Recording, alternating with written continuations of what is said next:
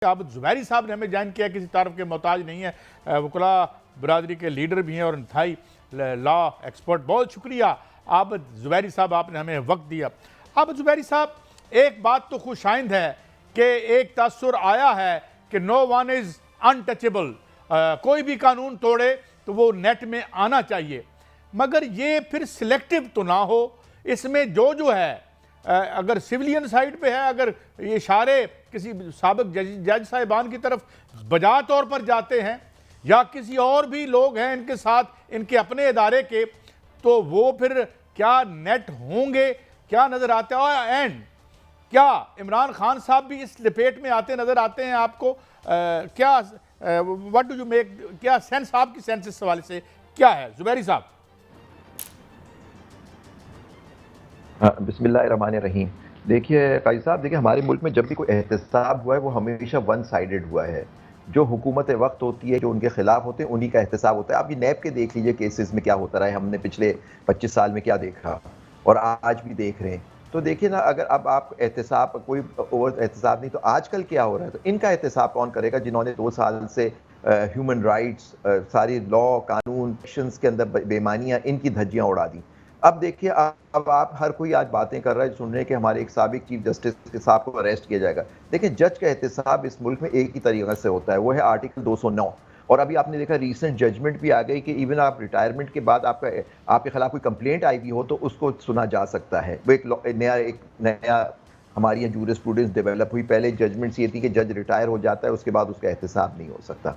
तो ये चीज़ हो गई, तो ये उनका गठजोड़ है उनका। मैं अगर आपकी सही बात समझाऊं, मैं दोबारा चाहता हूं ये दोहरा दें, मैं साथ में तारफ भी करवा दूं। मियां शाहिद साहब भी हमारे साथ हैं, ब्यूरो चीफ इस्लामाबाद से। माफ़ी चाहता हूं हजूर, लेकिन जुबैरी साहब, आप ये कह रहे हैं कि जज साहब जब रिटायर हो जाएं तो वो भी जुडिशियल काउंसिल में हम उन्हें लेके जाएंगे, इम्यूनिटी नहीं होती इस तरीके से, तो किसी भी IAS ऑफिस में कल उसको पकड़ लिया जाएगा, चाहे वो प्राइम मिनिस्टर हो चाहे कोई हो। जी जनाब आबिद जुबैरी साहब। नहीं, मैं ये नहीं कह रहा, ये मैं नहीं कह रहा सर। मैं कह रहा हूं कि अगर कोई कंप्लेंट किसी के खिलाफ, कोई जज के खिलाफ पेंडिंग हो और वो उसके प्रोसीडिंग शुरू हो जाए, अगर वो रिटायर भी हो जाता है या रिजाइन कर देता है, तो उसके खिलाफ वो proceeding judicial, supreme judicial council में चलती रहेगी। पहले हुआ करता था अगर वो रिजाइन कर दे या रिटायर हो जाए तो उसके पास वो प्रोसीडिंग्स अबेट हो जाती थी, यानी ख़त्म हो जाती थी। ये नया केस डेवलप हुआ जो अभी रिसेंटली हुआ कि नहीं जी, वो रिटायरमेंट के एक सुप्रीम कोर्ट की जजमेंट को ओवर रूल करके एक रजिस्ट्रार के नोट पे एक जज साहब थे जिन्होंने रिजाइन कर दिया, तो उनके खिलाफ एहतसाब करके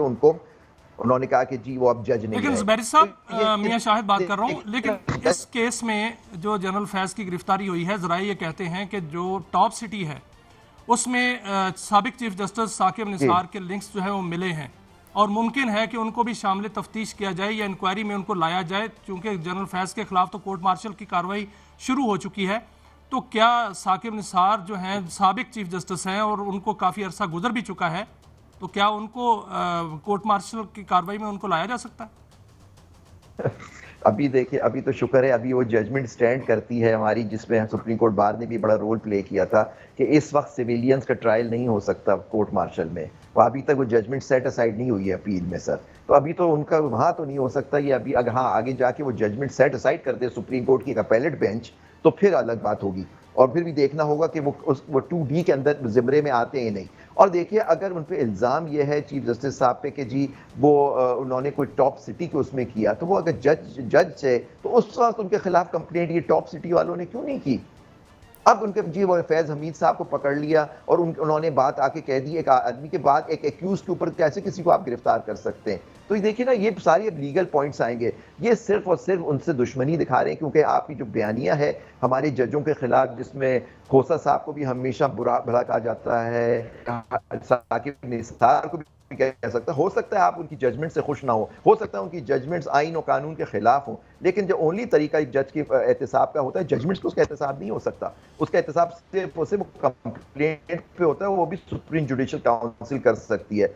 ये अब टॉप सिटी, अगर ये बात उस जमाने की थी, वो अगर किसी थे या जज थे सुप्रीम कोर्ट के और उन्होंने कोई गलत काम किया, तो ये टॉप सिटी वालों ने आज 5-6 साल पहले कंप्लेंट क्यों नहीं की? तो देखिए ना, ये सुप्रीम कोर्ट में केस चल रहा है सिविलियन का, फौजी अदालतों में केस का, उसमें जस्टिस तारिक मसूद के एक जो डिसीजन है वो ये है कि केस चलता रहे, उसका जो फैसला नहीं करना। तो ये क्वेश्चन तो लिया जा सकता है कि नहीं, मैं उस केस में वकील हूं, ये बात इस तरह से नहीं है। बात यह है कि वो जो 103 लोग हैं जो मिलिट्री की तहवील में हैं, उनका केस चल सकता है, लेकिन वो फाइनल ऑर्डर नहीं कर सकते। प्लीज देखिए, ये आप प्लीज क्लैरिफाई करें कि वो जो मिलिट्री कोर्ट में जिसका केस है, यानी 103 ये तो लोग बात हैं। थी, ठीक है, बिल्कुल आपने जुबैरी साहब ठीक कहा कि ये था कि भाई केस से जो भी हो फैसला नहीं आ सकता। शाह खावर साहब ने हमें ज्वाइन किया, thank you very much Shah Khawar साहब, आपने थोड़ी हमारी गुफ्तगू सुनी भी और आपने आबद जुबैरी साहब का नुक्ता नज़र भी सुना कि ये जो जजेस को भी ये केस जो लपेट में ले रहा है। मेरा सवाल आपसे ये है कि अगर वो प्राइम मिनिस्टर इमरान खान हो, चाहे वो इसमें इन्वॉल्व हैं या नहीं है, या इसमें और इस घेरे में लाया जाता है साबिक किसी चीफ जस्टिस को, तो क्या वो सिविलियन कोर्ट में उनका ट्रायल होगा या उनका भी ट्रायल मिलिट्री कोर्ट में हो सकता है? शाह खावर साहब।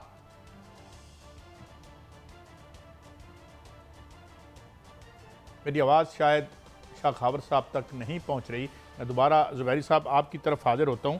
मेरा यही सवाल आपसे है। जी जी जी जुबैरी साहब, आप मुझे बताएं कि जो सिविलियन प्राइम मिनिस्टर हैं या और जो सिविलियन हैं, एक तो ये है कि उनके हवाले से कोई, मगर ये जो पर्टिकुलर ट्रायल है, क्योंकि इसमें एक ऐसी शिकें भी आ रही हैं जी कि एंटी स्टेट या कोई एंटी गवर्नमेंट या इस तरह की एक्टिविटी में वो मुबैना तौर पर थे जो एक्यूज्ड हैं, तो क्या ये जो उनके अगर मुबैना जो हैं उनके अकम्प्लिस, अब मैं ये नहीं कहना चाहता, जो बताया जा रहा है, ये भी वहाँ ट्राई होंगे? नहीं हो सकते सर, उनका कोर्ट मार्शल नहीं हो सकता, अभी नहीं हो सकता सर उनका। और देखिए सर, मुबैना आप देखिए हमारे मुल्क में हमेशा जो मुखालिफिन होते हैं, इवेंचुअली उन पे इल्ज़ाम यही लगता है कि वो पाकिस्तान के गद्दार हैं हमारे, और तारीख में बाद में वही गद्दार इस मुल्क के हुक्मरान बन जाते हैं सर।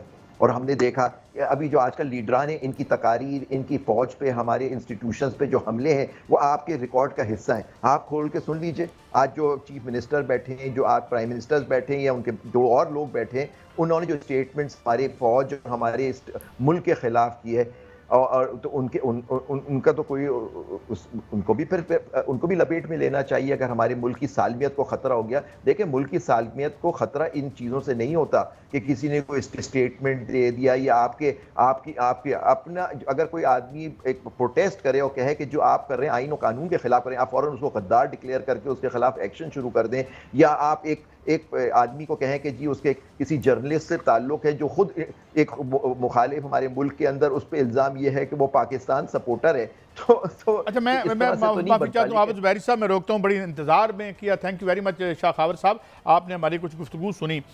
सवाल यही मैं और मियाँ साहब भी आपसे, मियाँ शाहिद साहब भी मेरे साथ हैं, वो भी आपसे सवाल करेंगे। मेरा सवाल आपसे ये है कि ये जो एक बड़ी नई जेहत हम देख रहे हैं, इससे पहले हमने कभी किसी ISI के चीफ को कम ही, वैसे जर्नैल जो हैं वो जाहिर है और ज़ाब्ते की कार्रवाई उनके खिलाफ होती रही है कि हर सेहतमंद सोसाइटी में ये होना भी चाहिए, मगर ये आप इसको कैसे देखते हैं? और इसमें जो इसके दायरे में जो बार बार एक खास मीडिया यानी साइड से आ रही है, खान साहब को जी वो भी, उनको भी उधर लेके जाएंगे, चीफ जस्टिस साकिब निसार साहब को भी लेके जाएंगे, तो ये आपको क्या लग रहा है, इस दिस ये दुरुस्त अंदाज होगा इस एहतसाब का? शाह खावर साहब।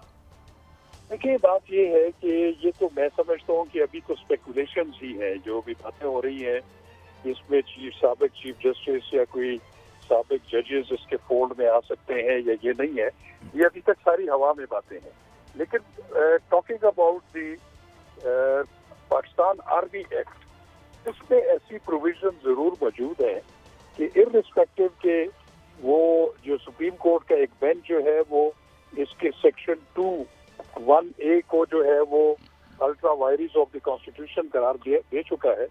लेकिन जो जिस मुकदमे में या जो फील्ड जनरल कोर्ट मार्शल अगर आर्मी अफसर का होता है या साबिक अफसर का होता है, तो उसमें अगर उनके फोल्ड में कोई उनके एसोसिएशन में या उसमें कोई शरीके जुर्म सिविलियन होगा, तो फिर सिविलियन को भी जो है वो ट्राई किया जा सकता है along with A army officer either retired और नॉट।